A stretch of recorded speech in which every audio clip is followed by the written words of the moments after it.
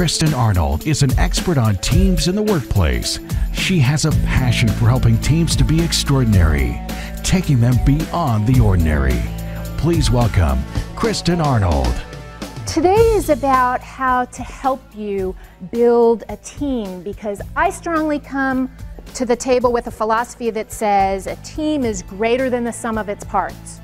And I can get a lot done if I band together with people who have a common interest with me, with a common goal, and we want to go over there. Let's all go over there and go over there together. When we come to the workplace, there are certain things that should be team-based. Things that are cross-functional, things that are complex, things that require a high level of commitment and dedication. Yeah, those are team things, but some things are just better left to the individual for one person to do.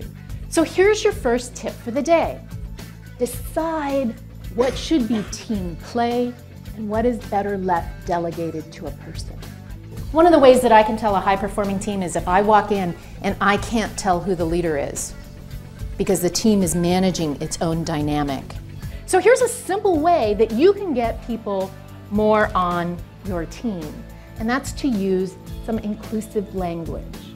There are basically 3 ways that you can be more successful in your business without working harder. The first is to enhance your unique expertise. The second is to leverage your existing business model. And the third, marry somebody who makes a lot more money than you do. Once you can voice that crystal clear picture of success to yourself, as well as to others, it takes on a life of its own. One thing I see in America today is this thing called Team Mania. We can't make a decision unless we've got the entire library with us. Well, heck, just let them know what's going on, invite the right people, get the right balance of participation and involvement, but somebody's got to make a decision. Communication is about a two-way street. And here's the challenge for you. If you find yourself doing one of the 5 deadly sins, call each other on it. Talk at people. Talk about others. Talking around people. Whining, to just avoid the whole thing altogether. Business is all about relationships. It's about people connecting. And effective teams have that balance, all 3 ways of relationships, about process, and getting great results. Yeah, you're the leaders in the organization, but if you're working in a team-based environment, everybody should be able to call the foul, to say, you know, you're stepping a little bit out of bounds. Do we really have a consensus? By the way, the definition of a consensus is we can live with it and support it upon implementation. That's 2 separate items. That means you agree and you will not badmouth it out in the parking lot after all is said and done. You agree with it and you support it upon implementation. So you can simply go around and say, do you agree with this and will you support it? Do you agree with it and will you support it? You know what that does is it increases the commitment to the decision. It is through these informal team building activities that we get to know each other's strengths, personalities, differences. A lot of teams, and especially you as team leaders, you go, I don't have time to do a team building activity. I'm suggesting you don't have time to not do a team building activity.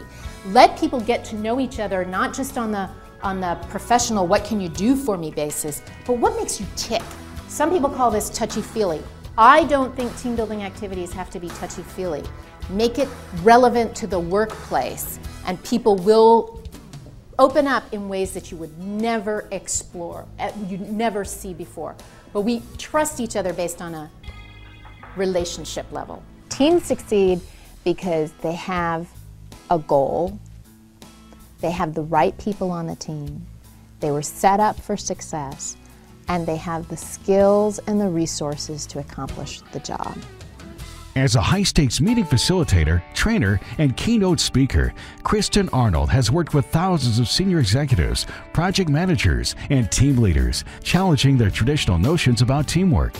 In an engaging and interactive way, she presents concrete, practical concepts, tools, and techniques her clients can immediately apply and realize substantive results. Kristin is an accomplished author and featured columnist in the Daily Press, a Tribune publishing newspaper.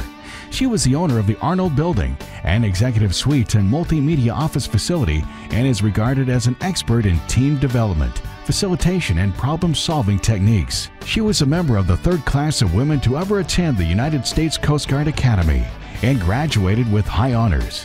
She then was stationed on board the USC GC Buttonwood in Galveston, Texas, as the only woman on board with 52 men. Kristin went on to earn a Master of Business Administration degree from St. Mary's College of California, and Kristin is currently on the Executive Development faculty in the Schulich School of Business at York University in Toronto. She has been honored with numerous awards, has many professional affiliations, and has achieved 3 of the highest designations available within each of her core competencies. Plus, she's served as a member and elected officer of a variety of boards, partnerships, and associations. I think it's clear to say that Kristin Arnold knows a little bit about working in teams. Teams, if you want to look at how healthy are your teams, there's 3 components. It's like a tripod, 3-legged stool. One of these legs are out of whack, your team is out of whack. 1, Wanda, you brought it up, relationships, that I trust you and that I'm willing to work with you. Number 2, are we getting movement towards the results that we're dedicated to? Do we even know what results we're dedicated to? So that's the second one. The third one is, are you using a smooth process? Process, I'm a facilitator. Do you have somebody who's process oriented? Or are you just like, spending your time fighting, or your process is lumpy? Process, shortest distance between 2 points is a straight line. Are you moving in a straight line or not? Look at those 3 components. Are you in sync on all 3? When you get out of whack, that's where you can help. My hope is that you got some good ideas that would help you engage your spectators, make them into team players and spectators. It's a pretty natural phenomenon, pretty natural.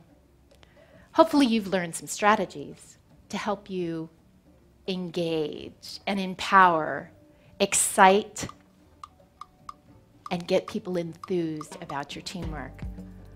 What are some of the ideas, the strategies that you take away, and I can help you play a little? What's some of the ideas that you picked up?